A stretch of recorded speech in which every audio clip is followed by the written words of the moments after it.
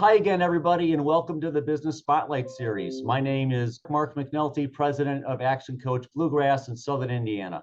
Today, I have Jen Hartmann, who is CEO of Neat, the agency, as my guest. Welcome, Jen.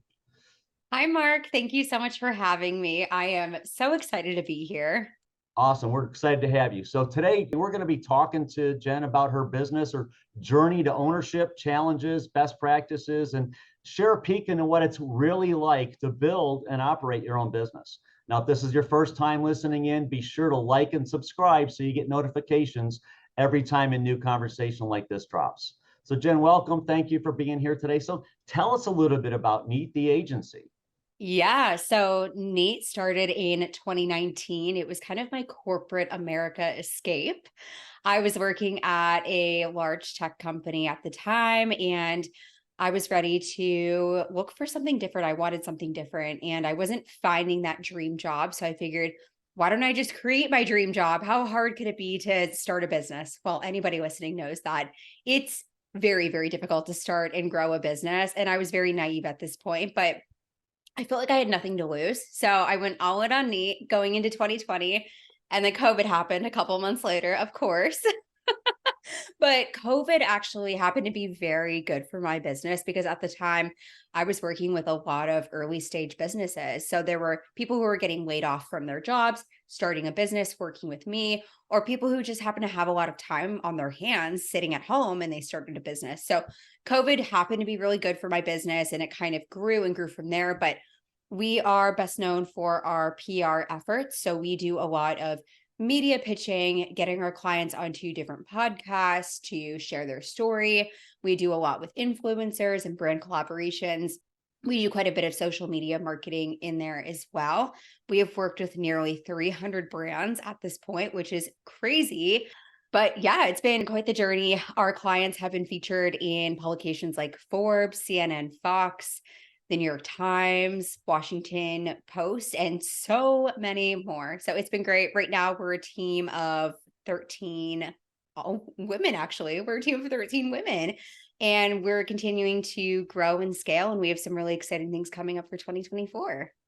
Oh, that's awesome. So for those of us who are new to things like PR versus marketing or advertising, tell us a little bit about, what's the difference and what's your niche in particular?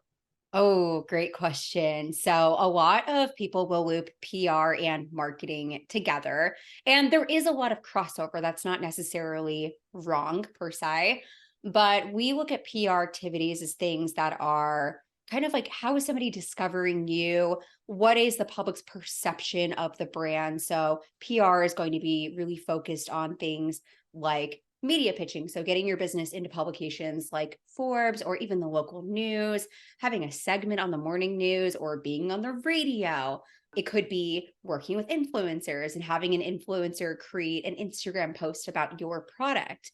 It could be a podcast interview. It could be speaking at events. So it's really like, how are we getting your business out there in front of new people and driving brand awareness and just getting people to understand what your business is about. So driving home that like brand messaging. And then on the other hand, there's advertising, there's marketing, and things that fall into that category are going to be your website. So people are learning about you through PR efforts. They're coming back to your website. They're learning more about you. Maybe they're even joining your email list. So that is considered marketing. We have paid advertising. So that falls into that category.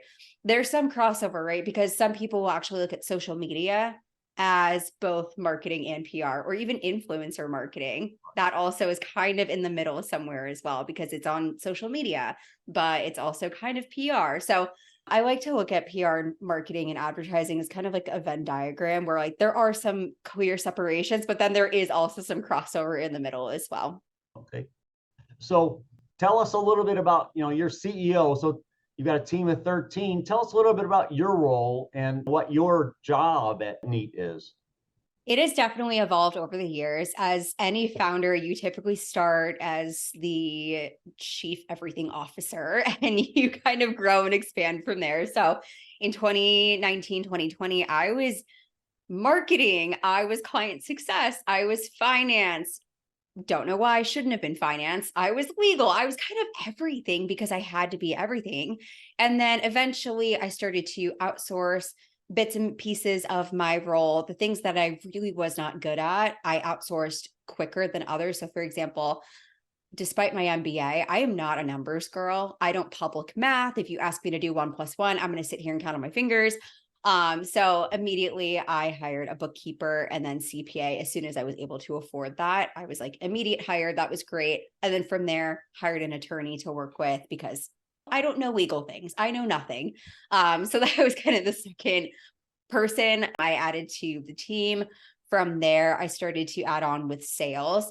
I knew that if we had a really great sales team, we could bring in a lot of revenue to the business. And then from there, we could hire on different strategists and account managers and coordinators and everyone to kind of fulfill the project. So that is kind of how the business grew. And then today we have a PR team, we have a marketing team, we have a sales team. So we're actually starting to split up into different departments. And my involvement in the business in the day-to-day has become less and less and less over time. And that's really how it should be. As a CEO, you don't want to be doing everything, right? Because when you're trying to do everything, you're truly good at nothing at the end of the day.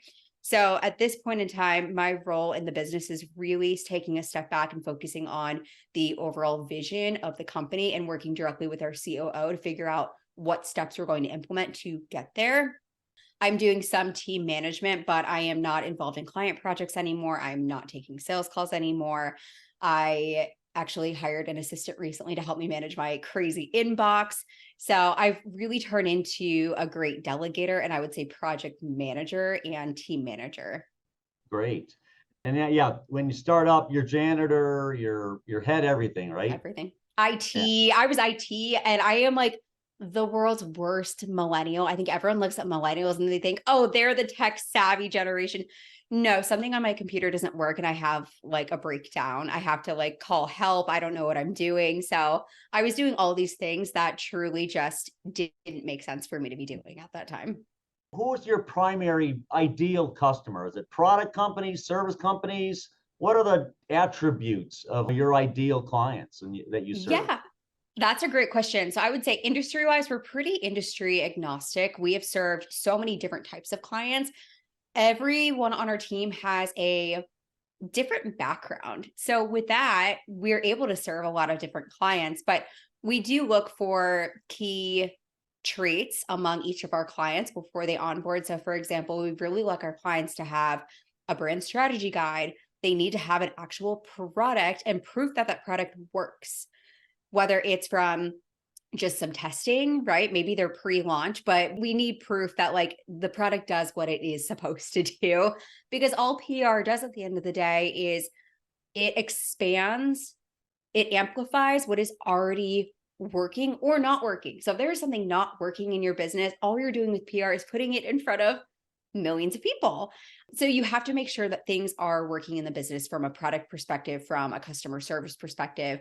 We also look for people who, of course, have websites, right? Because with PR, we're driving traffic to somewhere. And typically there needs to be a website that we're driving traffic to, of course. We also look for people who are comfortable talking about themselves because it can be very uncomfortable interviewing and humble bragging on yourself and like hyping up your business. It's not always natural to brag on yourself, but when you do PR and you're getting interviews with top tier publications and top podcasts, you have to know how to tell your story and tell your story in a way that it's going to hit home with the intended receiver of that publication or that podcast. And that definitely takes some practice. So if you're not comfortable in front of a camera, you're not comfortable on a podcast, then PR is not a good fit for you. And those are conversations we have during sales calls. So we're not getting someone who's like, whoa, whoa, whoa, like PR sounds great, but I don't want to interview. You know what I mean? Like if you're a founder, I would say start to really practice your 30-second pitch, practice talking about yourself, because that will come in handy when you do start doing PR.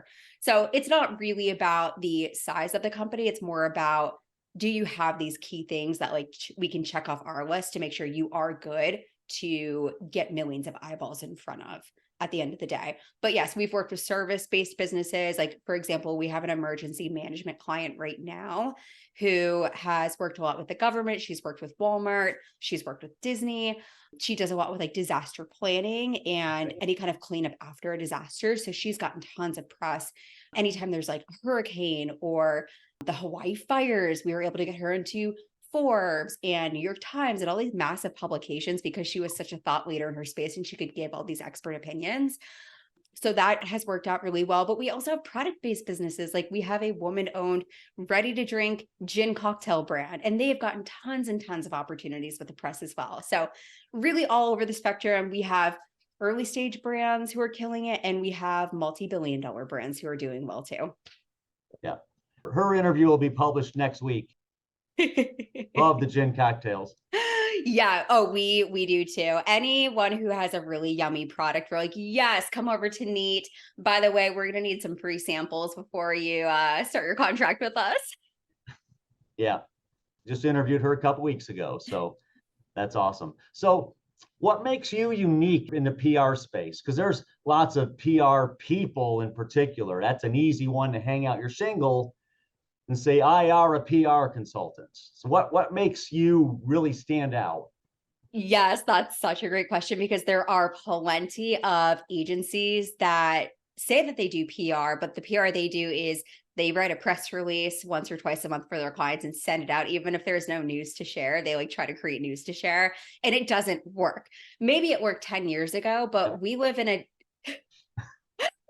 different day and age now. So every client we work with gets a very custom, a very tailored approach to PR. And PR might look like Instagram lives with other founders. That could be really unique, right? Or it could be collaborating with another brand and creating a unique product for both brands. It could be podcast interviews.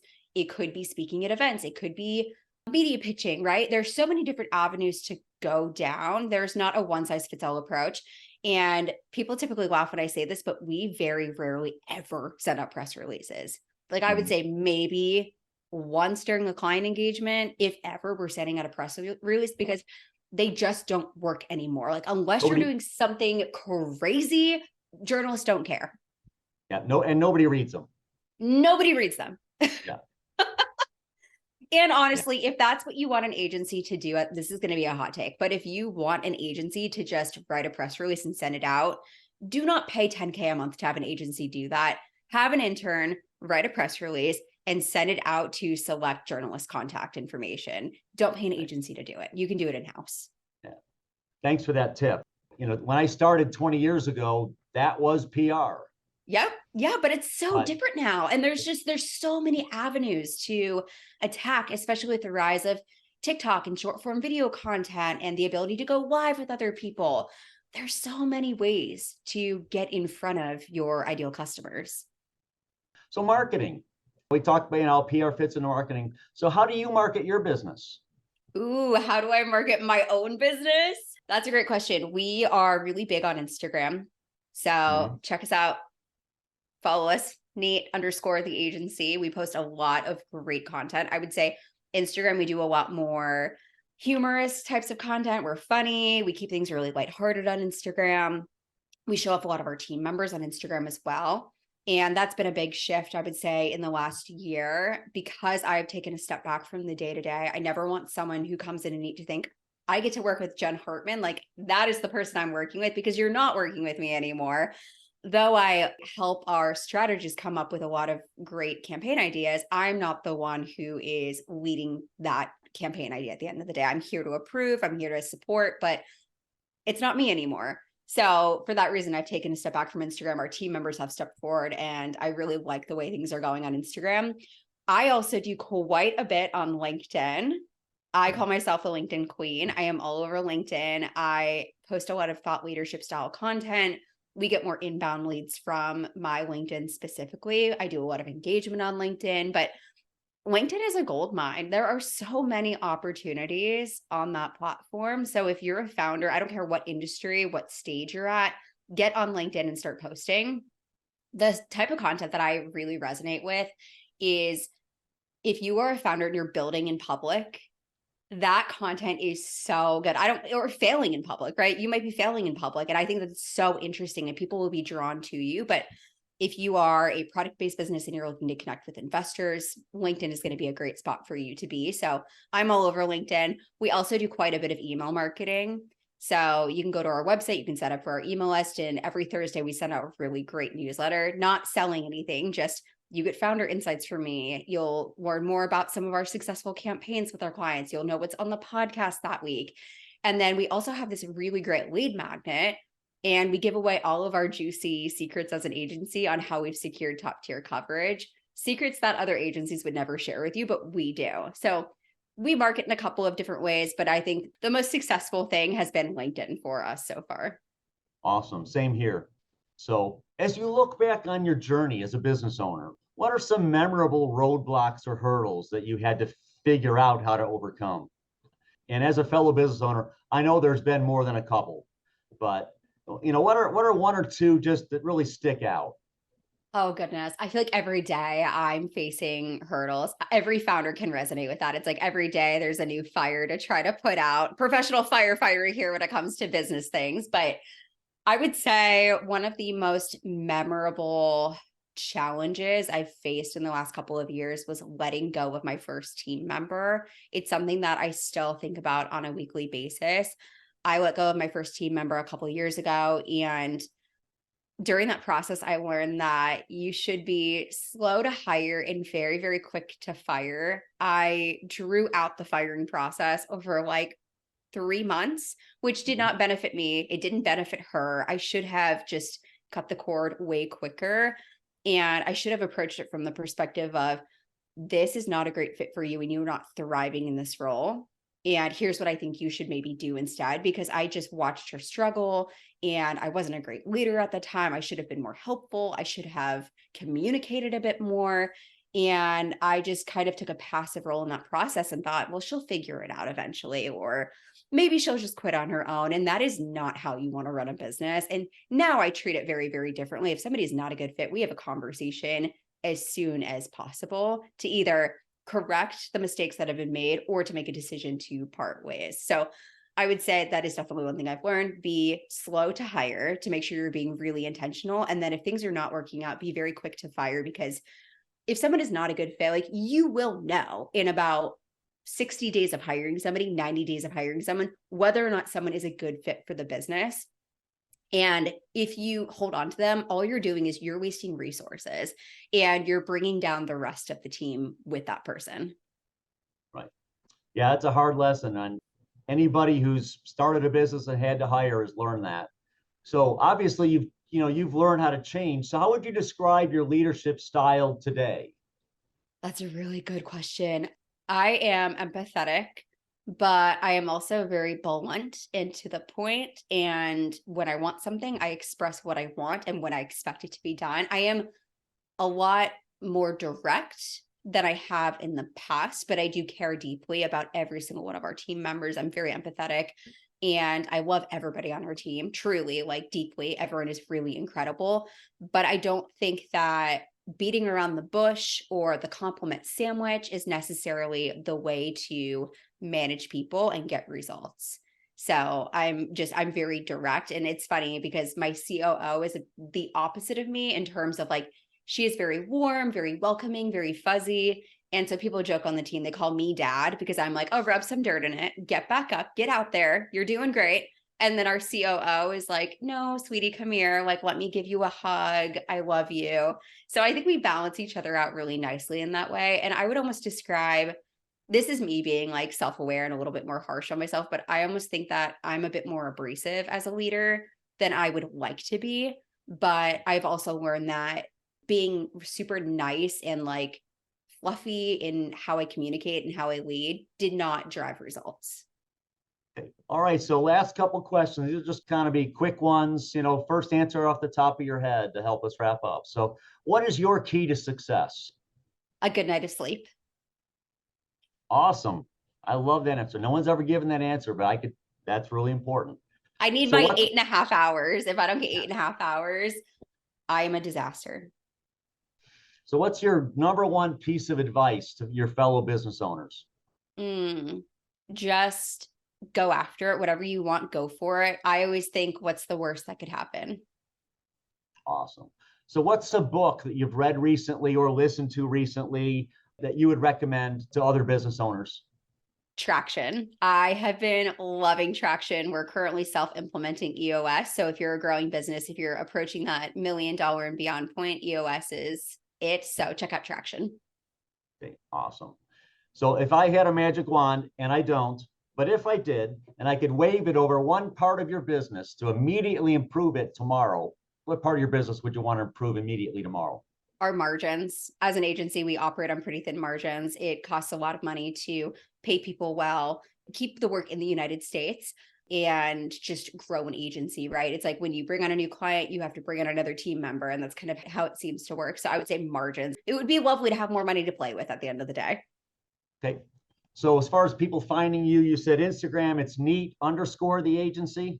Correct. Yeah. Neat underscore the agency on Instagram. And then LinkedIn is just Jen Hartmann, Hartmann with two N's, Jen with one N. Right. And then your website as well. So if people wanted to get a hold of you and reach out and say, hey, tell me more, best to go to the website and fill out the form. Yeah, check out our website. It's neattheagency.com. And then we actually have a section where you can click contact and you can book a call with our team. Okay. All right. Last question. What inspires you the most today? My team members.